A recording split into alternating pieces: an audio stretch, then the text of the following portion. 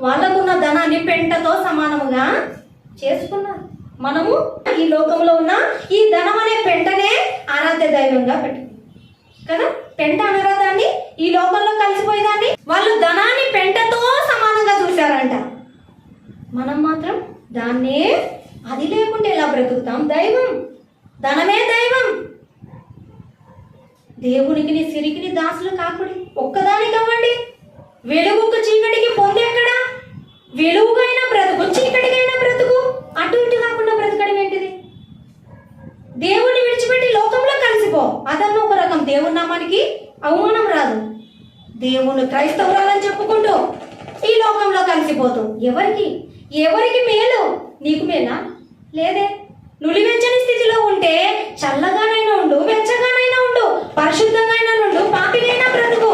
నులివెచ్చని స్థితిలో ఉంటే ఉమ్మేస్తా అన్నాడు. క్రీస్తు మార్గములైనా బ్రతుకు, లేదా లోకంలో కలిసిపో. ఎవరికి నష్టం? క్రైస్తవురాలంట ఇలా ఉందంట.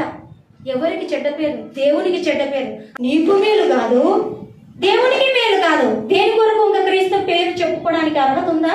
అర్హత ఉండాలంటే క్రీస్తులో బ్రతకాలి.